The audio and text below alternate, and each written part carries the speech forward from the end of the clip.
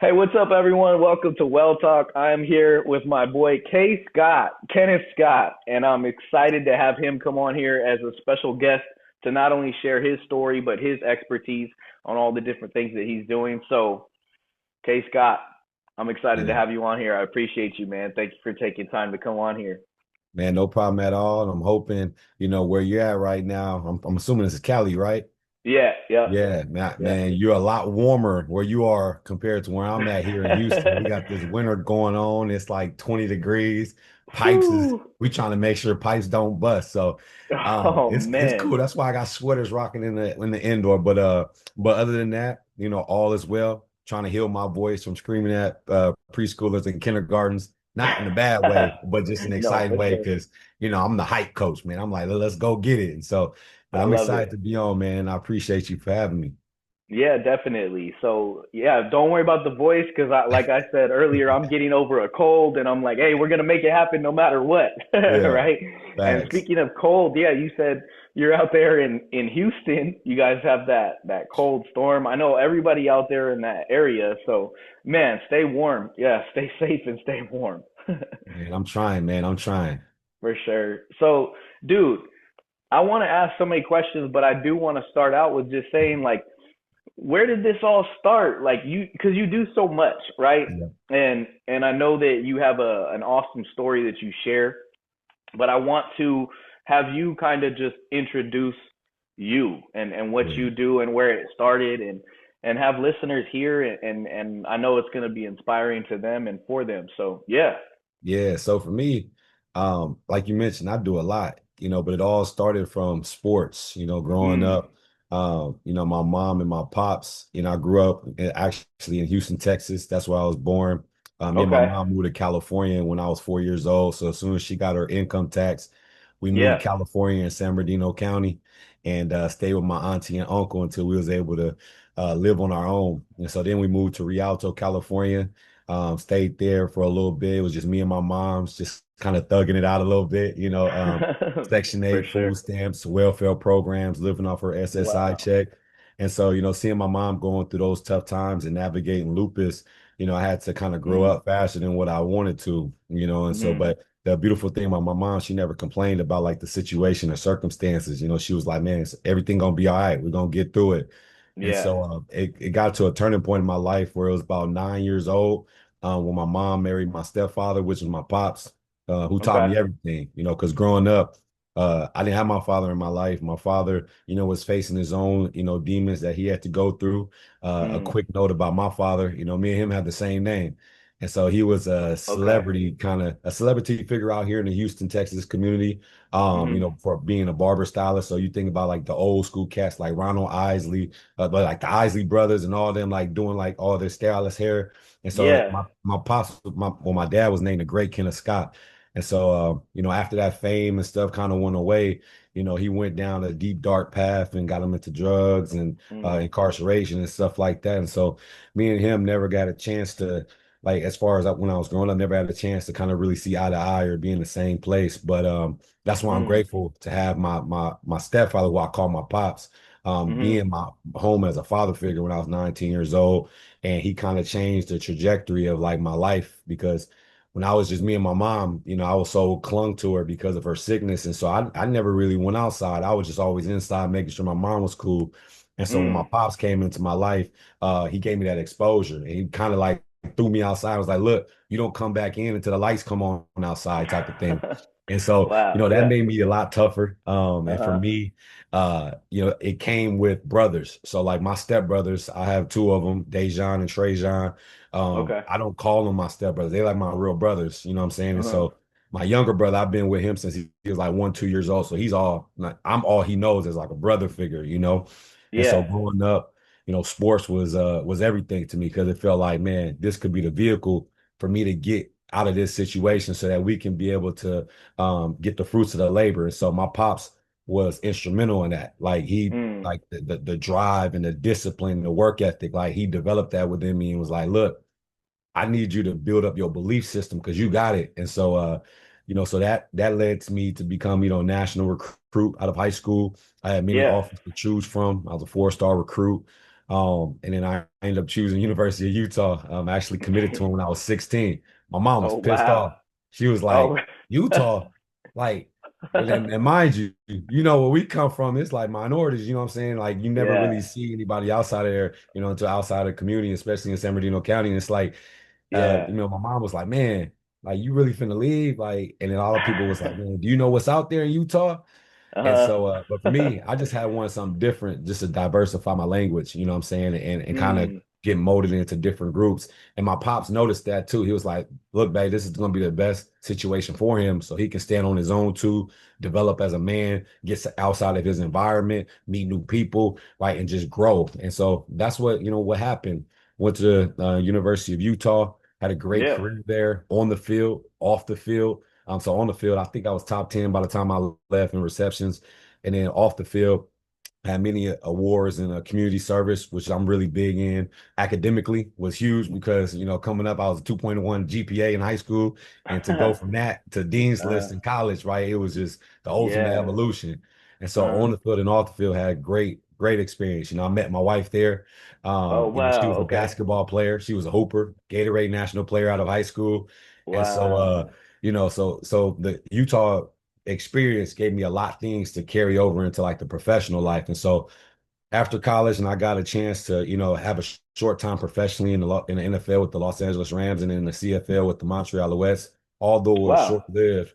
You know, I had a great Okay. opportunity, you know, meeting with different professionals, kind of having that celebratorial like status a little bit, you know what I'm saying? Yeah. Um, but the hard transition came because like, you know, when you get released and cut, like all athletes, like, man, who am I? You know, what do I do next? And Mm. like, you know, the Mm. mindset thing is like, man, some people go down to a deep hole, but you know, luckily for me, I was able to parlay that into the next phase of my life because of people that poured into me, like my scholarship donors and my family, just Mm. showing like I'm more than what sports is, right? I'm more than an athlete, quote unquote. And so That's diving good. into that is what got me into what I am today. I know that was a long, drawn out story, but that's what got me in today. You know, I've always cared about community, always cared about kids, uplifting them, and just Hmm. trying to get people to become who they're built to be, quote unquote. You know what Yeah. I'm saying? I always see that potential in people, and I just want to help be that person next to them, guide them to get to that. You know, so that's I who I love am that. ultimately to the core, and it was just Yeah. all stemmed from my childhood.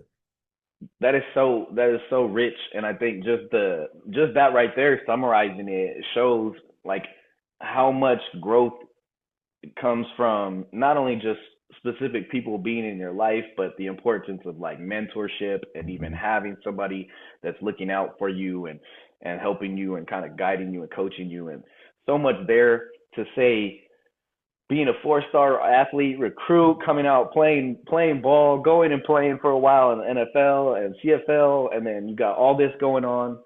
And I did look up like your stats and stuff, and I was like, yeah, KScott was balling back in the day, right? And I mean, like, you played for Utah and all those things. Like, that's so cool to see somebody that goes through the different things with sports and then goes and gets his education as well and continues to use that and that platform. And like you said too, I love that because a lot of athletes, especially student athletes, that come along, they find their identity only in that sport, right?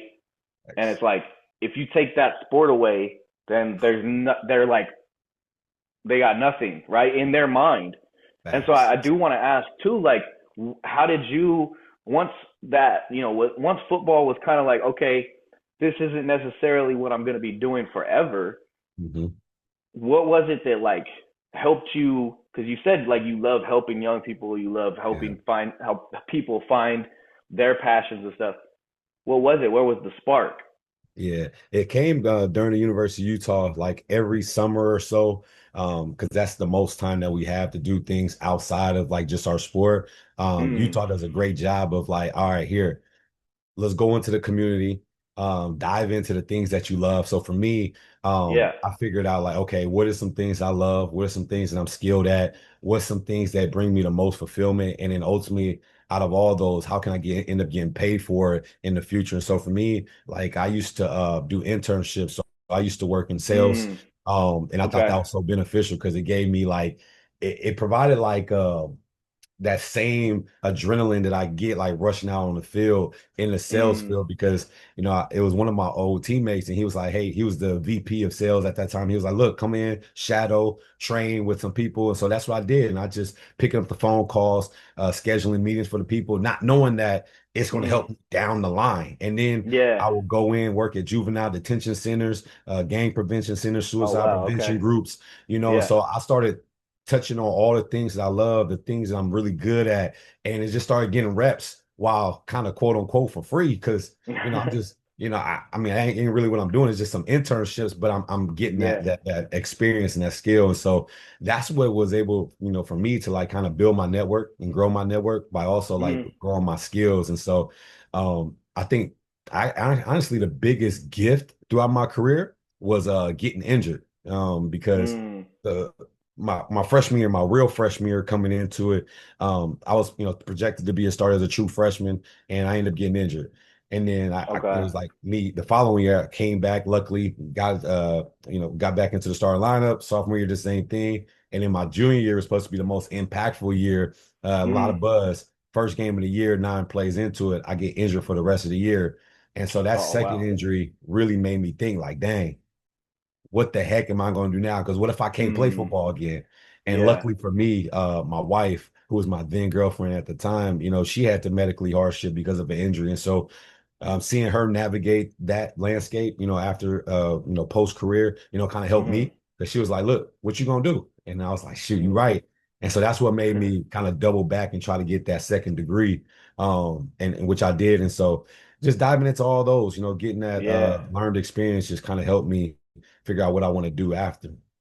For sure. So having to be able to pivot too and kind of adjust on the fly, just like anybody, any athlete. I know this is a big thing. It's like whenever you are in a moment, you're like, okay, what do I do here? It's being able to problem solve, right, and figure out, all right, what do I do? And I'm hearing you say that injury, or both of the injuries, Yeah. they really just had you kind of say like, hey, well, what else can I do as well? Because Hmm. that's something for sure. You see it so much, and I know, for people that play sports at higher levels, Hmm.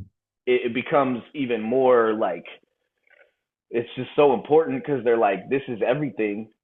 Yeah. And then, when you get hurt or the injuries come, and I think that's kind of like life too, right? Because things, setbacks come and stuff happens, and then we're like, Facts. oh, what are we left with, or Yeah. how do we do something and make ourselves, successful here, or switch it up a Hmm. little, right? And Yeah. so That's definitely. And that's true. It's crazy too, because like, I was just talking with someone this previous week, and we was talking about like because he was a student athlete too back in his day.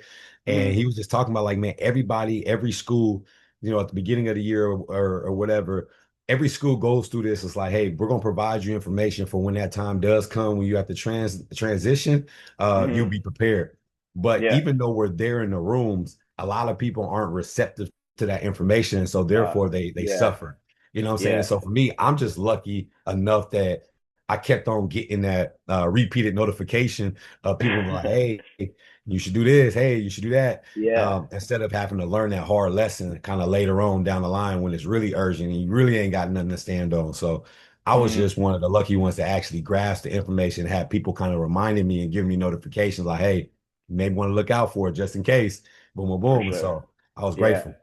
Definitely. And I want to ask too, like, what would you tell a young athlete? Because I know you pretty much said what you did, but how, if you had to talk to them, because I know you do talk to a lot of young Yeah. athletes and a lot of students, and there's a lot of, even as a mental health provider, I work with a lot of athletes, Mhm. young athletes especially.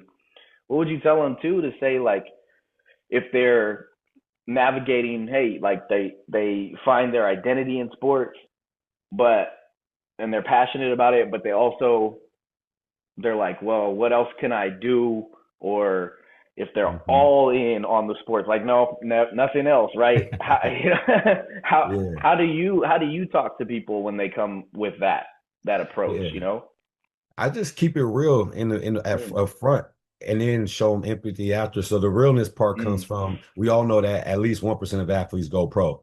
but we can all Mm. agree that 100% of all athletes has to retire at some point in time. Doesn't matter if you play 1 year in the Mm. league, 1 day, 10 years, doesn't matter. You see Yeah. Tom Brady over here doing broadcasting at the game, and Yeah. one of the greatest. So Yeah. everybody ball go flat at some time. And so Mm. by giving them that realization, right, it's like, holy shoot.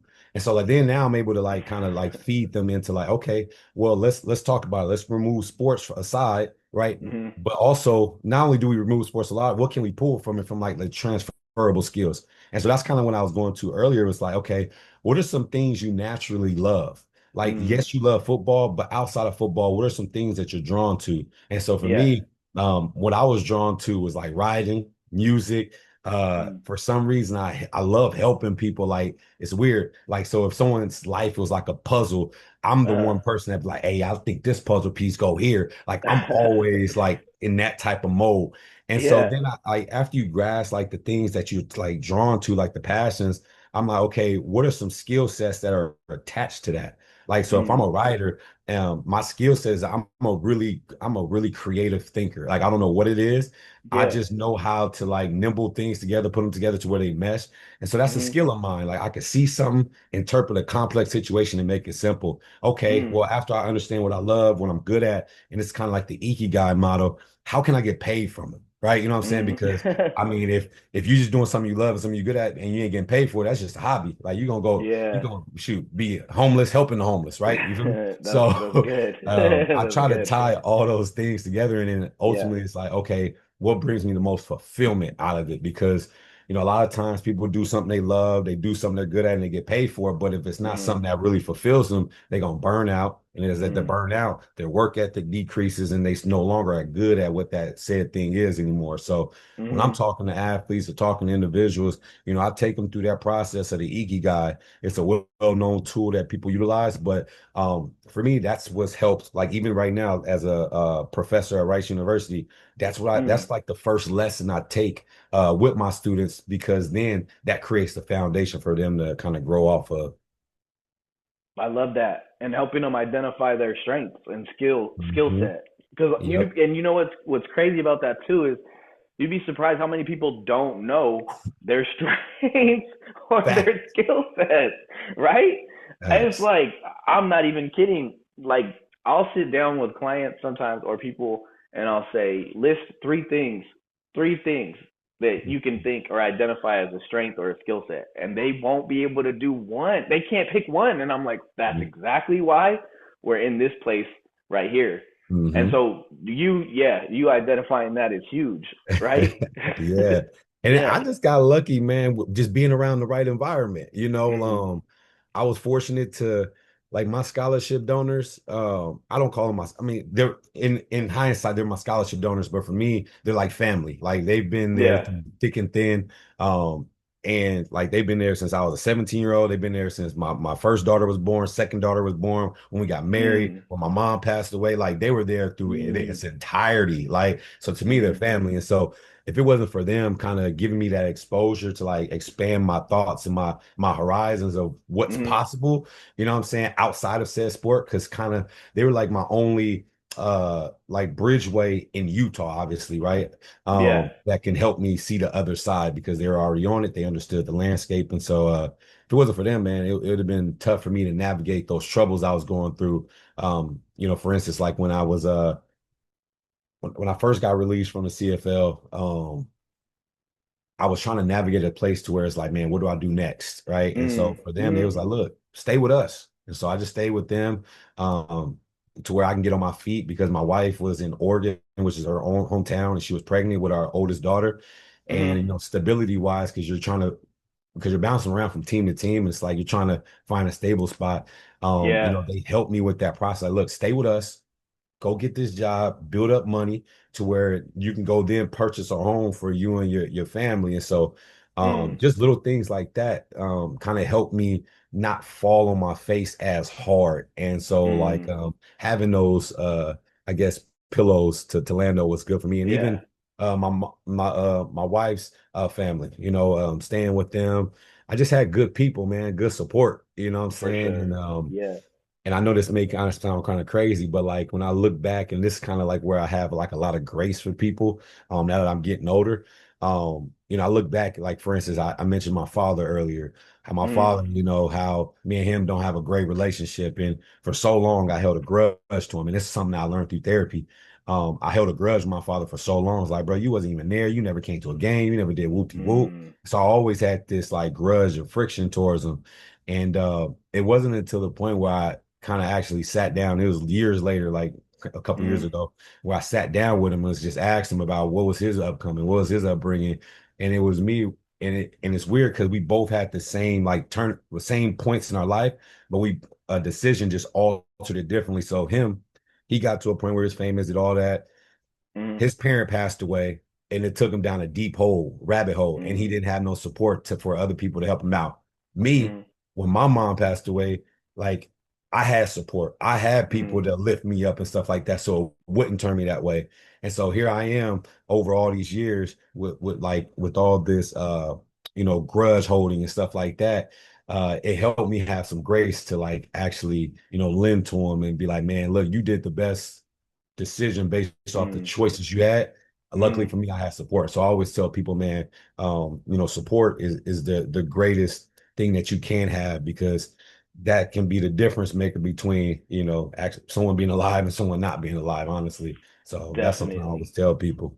definitely, and I love that too because we never know the full context, Hmm. and I get it. There's certain things that happen that we want to answer for, and we want that clarity, and then there's also things that maybe we don't get that clarity, and sometimes we never get it right. We never get the clarity as to why that happened, right? But what you said is really true, and that hits home too because getting getting some context and then saying even with parents, it's like parents. What happens usually is they parent the best way they know how Yeah. until and then they get new info or they get taught like, hey, wait, that might not be the best way, right? Or and then as parents, like we learn too. Like I have a 3.5-year-old, so Bless your it's heart. like yeah, right. It's the three-nager stage of like how many times, Yep. Facts. Lord, give me patience, right? Yep. But you said you have two Two daughters. daughters. Yep. Yeah, so and it's like the learning phases and stuff, and growing pains of figuring, oh, that doesn't work, this works, or but Yeah. then saying too, and I want to give you a shout out for that, what you did too with like breaking that cycle as well, and really doing that for your family and Appreciate staying, yeah, just saying like you see that and you see like, hey, that's something to salute, and as a male, somebody who's taking care of himself, right? And you mentioned even like therapy and stuff and doing things for yourself. It's so important because I know it's getting talked about, but it's not talked about enough it. to the point, especially men of color. There Yeah. there's a lot of like, there's a negative stigma behind saying like, hey, it's okay to talk about it, or it's okay to feel, it's okay to share, right? It Yep. doesn't make you weak. It doesn't make you less of a person. It just Right. means that you're human, right? That's facts. Yeah. That's facts. And And that's the go biggest ahead. thing I Yeah, that's what I learned. wanted. That's the biggest thing I learned through therapy is like, being vulnerable is valuable, right? And I That's finally good. understood that because like in football, in during before fall camp, even during fall camp, I was wondering why our coaches had us go into each group and have each of us tell us their life story, right? About like Mm, what makes them tick, how was life when they grew up, because it gave us more of a sense of inclusion with them and yeah. that connection. So like when we out on the field, like I know exactly what it takes in order to get your mind right. Like, okay, come on, we got this. You can do it. And like he knows the same thing. It's like we've turned into true brothers because I know what you sacrificing for and what I'm sacrificing Ooh, for. We're gonna get this thing together. And so that's just good. that connection, right? And Yeah. I think that's the most important phase. Like, and it happens when you're being vulnerable and opening up because that allows people to really connect and makes you relatable. Because a lot of people they don't, I mean, not everybody's gonna have the same shared success. However, a Yeah. lot of people have that same shared struggle. You feel me? And so Yeah. when Yep. people connect on that struggle, kind of like what Nipsey said, if you share your success and not your struggle, then you're a fool. Yeah. I resonate with that. And so I Yeah. always try to relate to people on that level. Like, man, look, I man, I relate to you, man. I see the same Mhm. struggles you went through, but we're gonna get through this together. And I think that's what people feel more. That's good. I love that. That right. So much, so many good diamonds thrown out in that in that little like 30 seconds, Me right? too. Golden nuggets just thrown out there. So the listeners people are gonna have to rewind and go back and listen because there's so much there, and I love that too. Like when you know somebody's story or you at least know more context, then you can kind of say like I can identify in certain ways, right? And I'm sure like even if you and I sat here and told each other like both of our life stories, we'd probably even find out more that we'd be like, man, that hits home, right? That's Yep. that's really good. That like that right there. And I think if more people would maybe do that and be okay with being vulnerable, right? Hmm. Because like you said, it's valuable. Yep. And if more people would do that, we'd learn more about each other. That we'd say, wow, we're probably more alike than we even knew, right? Yep. And that That's would probably facts. bring more of that team work, like that Hmm. teamwork and just being able to collaborate as well. Facts. And then you threw out Nipsey, which reminds me, K Scott.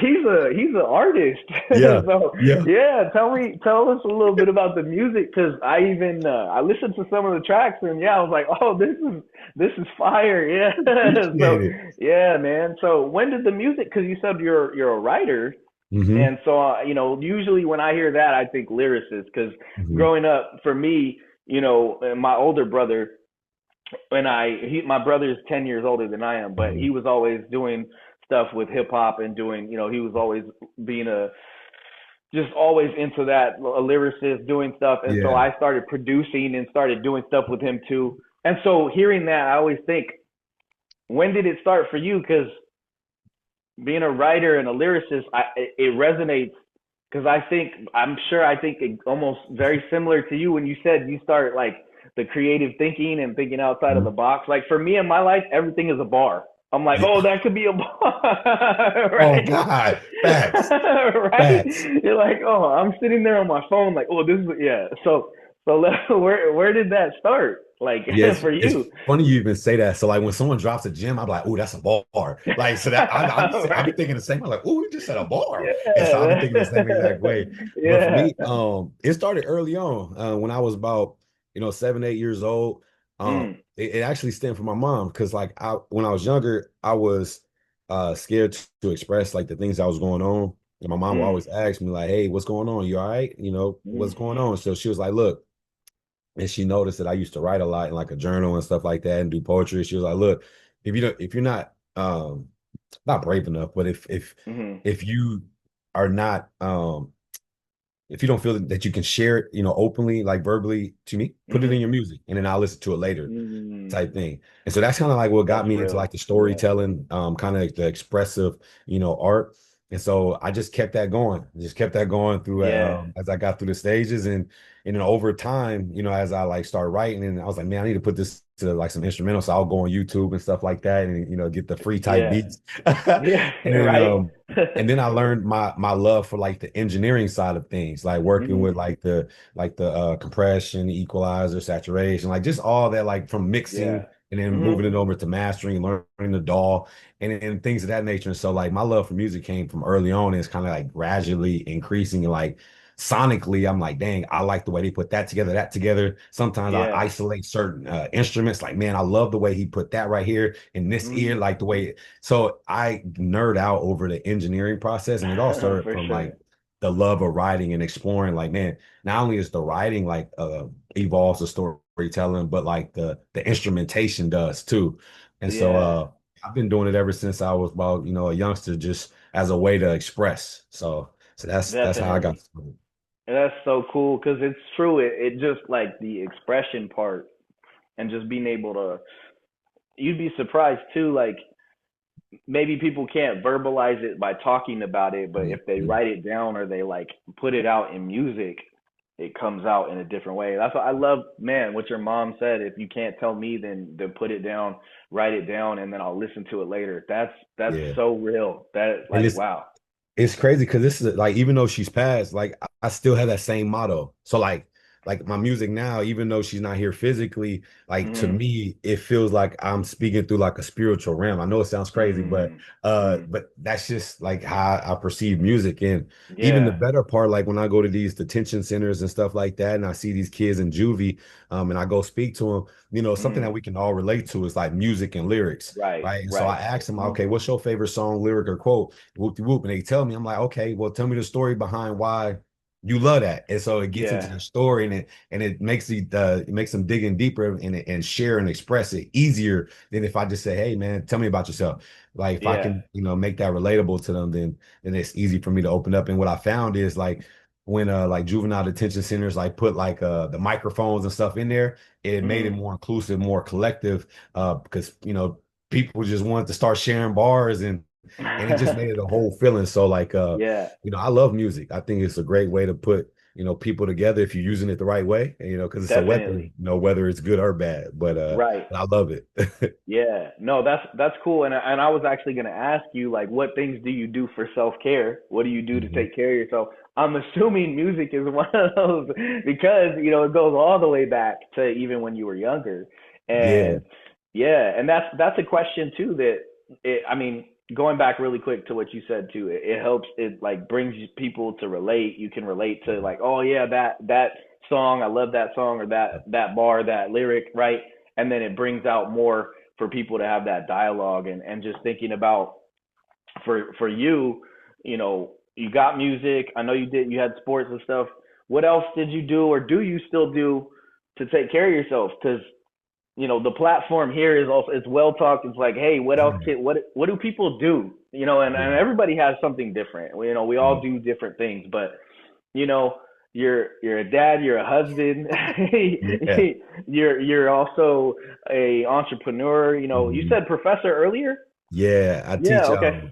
I teach two courses at Rice Okay. University. One is Intro to Brand Development, which is a course I created. Nice. And it's basically teaching kids how to take their brand to market, whether it's the workforce, Yeah. entrepreneurship, or for athletes, NIL.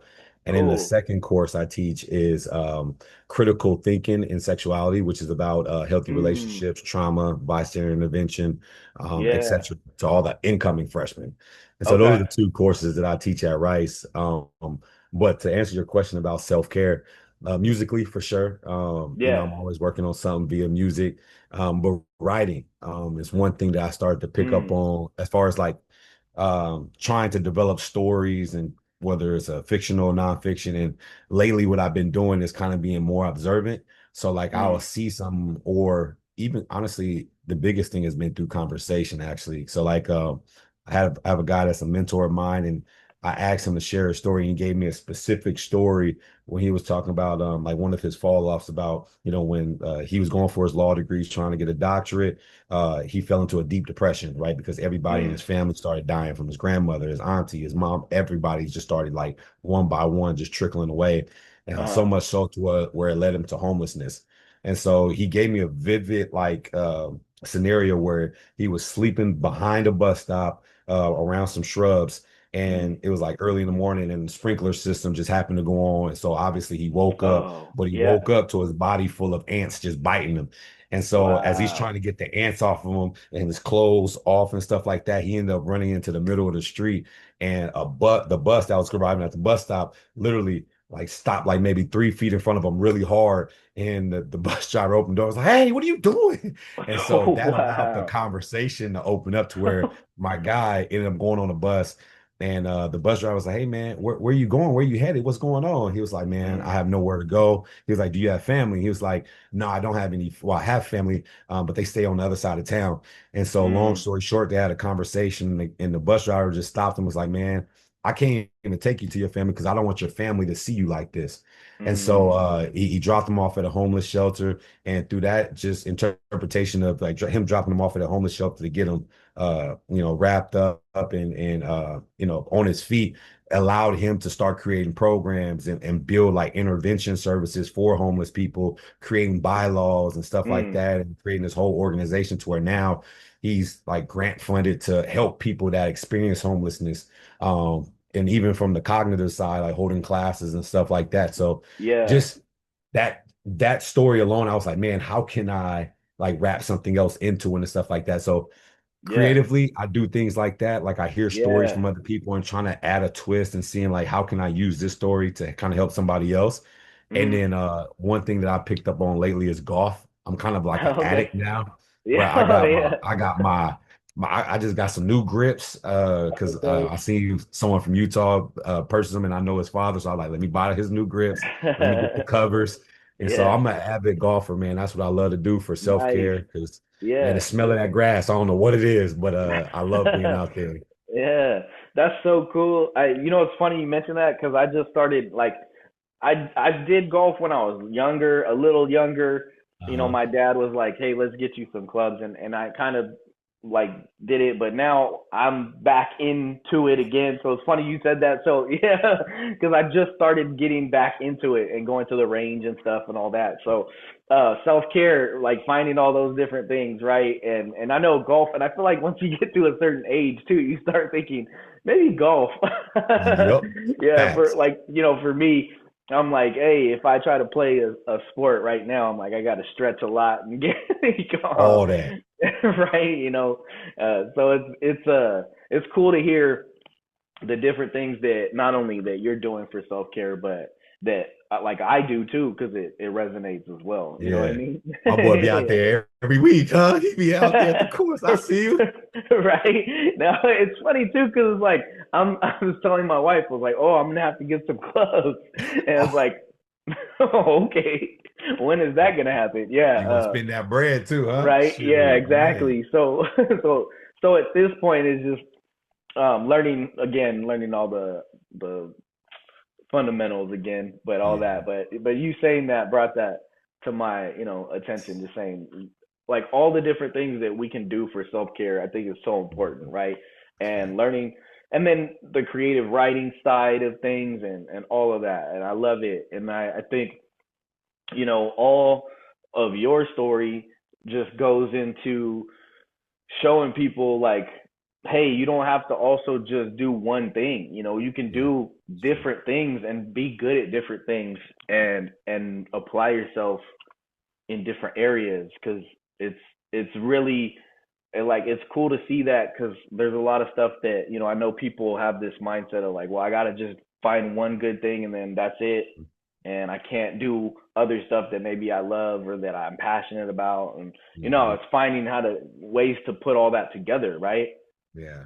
You know, the Yeah. beautiful thing that comes out of it too is like as like because we have kids. So like the more we do self-care for us, the more our kids are watching too. And so like Definitely.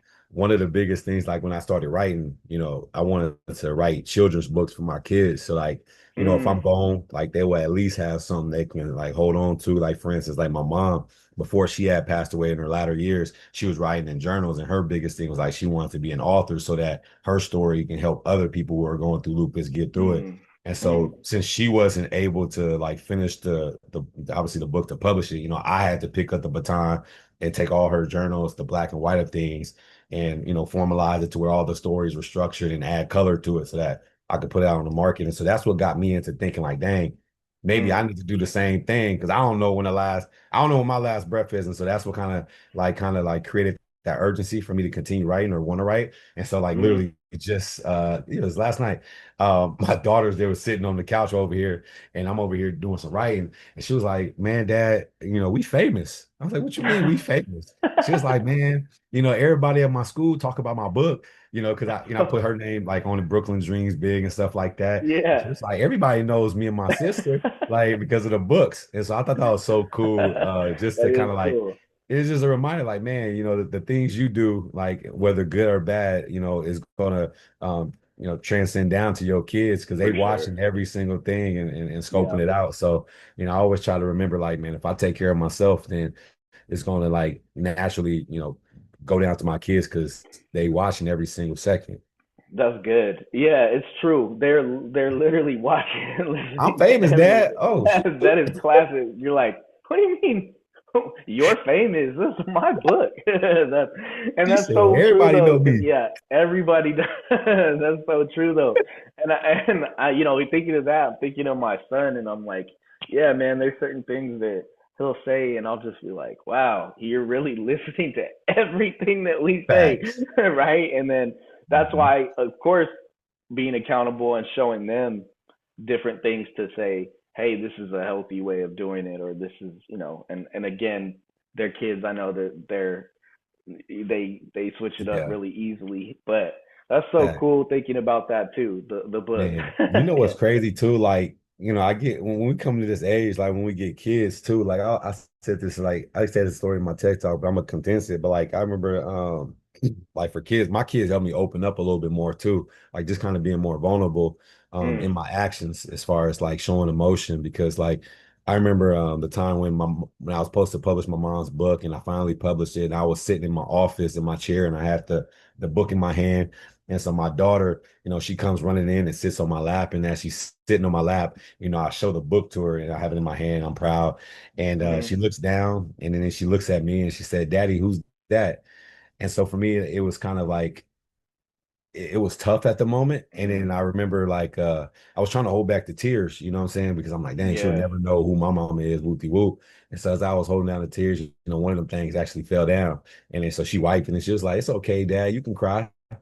And so I mm, was like, oh shoot, that kind of hit me hard. And I was like, man, why am I trying to act macho in front of my kid, like not yeah, showing that's good, emotion, and yeah, things of that nature when, they love that. Like so like, mm, every time, something happens, my daughter be like, it's okay, daddy. Like, we mm, was eating Oreos and yeah, cookies, be the smallest things. We eating Oreos and cookies, and I yeah, fill my milk up to the brim of the cup. I throw my Oreo in there, milk kind of spills around the glass. And I'm like, yeah, dang, man, I gotta go pick it. I'm like, dang, I'm gonna go get this napkin. She was like, Dad, it's just spilled milk. I was like, dang, it made me realize. And it kind of is the cliche moment, like, why you crying over spilled milk? Like, you know what I'm saying? So she's like, you acting like this is a, yeah, a big problem, bro. It's just a little yeah, milk. Like, just go wrap it up. So, children kind of puts things in realization for you to where it's like, man, you think things are so big when they like just minute little errors. And so, I create a yeah, lot to like my kids, just kind of like putting me in that place, like, dang, I'm over for here making a sure. big deal out of nothing on some things. No, it's so good. I like that. Why are you crying over spilled milk? That's so good. And that's just it though. Like learning them seeing us be vulnerable too, and then being able to express ourselves, and them being there. We learn so much from them as well, and that's Yeah, huge. And I think that's something to probably consider for a part two of this type of conversation moving yeah, forward. Dad mode, right? Yeah, facts. yeah, man. So no, I appreciate all that you've shared. Again, I want to be respectful of your time too, and so I think just with everything you've said, I know there's so much here, so much rich information for listeners and people to hear, and I just want to give you that opportunity to give any sort of closing remark, or also share different platforms that you have, whether it's your Instagram Mhm. or whatever else, and just Yeah. yeah, for listeners. So for my platforms, people can reach out to me on Instagram or Twitter at KScott_2. I mean, those are simple, easy. I'm very avid on both platforms. And as far as like just lasting things that I can share to people is the biggest thing for me for so long was that, I was my worst enemy because I was limiting my own self-belief, right? Mm, And so the moment I started expanding the capacity in which I can achieve, that's when things started to get better for me. So if mm-hmm. anybody's out there and they're like always self-doubting themselves, just know that you can never outperform the limit that you set yourself. You know what I'm saying? So Definitely. just always trying to break through the roof. That's kind of like what I say to myself, just break through the roof, because the more you do that, the higher the capacity you have to reach your limits. And so that's something I'll share to the people out there. For sure. I appreciate that. That's definitely anybody who's listening, make sure to go follow and follow and subscribe to any other content. I know you talked about having a book as well and different things. Yeah. So yeah, and the music as well. I posted right. We Yeah. got music because it's on. Yeah. Is it on Spotify and Apple Yep. Music? You Okay. get all streaming platforms, man. Go ahead and go ahead and listen, show love, man. That's something Yeah. I just love doing. For sure. That's awesome. So everybody who's tuned in and checked out not only this episode but other episodes, appreciate you listening in. And K Scott, Gonna have to have you back for a part two of this. Let's get it, dog. Let's get it. We gotta chop it up again. So I Facts. appreciate you being on here, bro, and definitely wishing you the best in all that you're doing, and blessings to you and your family. So thanks so much, bro. Man, much love. And I know this might be a plug, but if that's your shirt that you selling, bro, I need one. Send me the Oh link, yeah, bro. I need yeah, that. I love that. for Send sure, that. dude. Yeah, yeah. This is one of my shirts. So yeah, I will definitely I'll send it over and give you a discount for it too. So Oh, yeah, I got you. bump the Yeah. discount. Hey, y'all. Hey, this is a plug. Hey, cop the shirt. You see it, empathy, cop that shirt. I need one, but that's all Oh, I gotta say. appreciate you. Thank you. All right. Thanks everyone for tuning in, and we'll talk to y'all next time.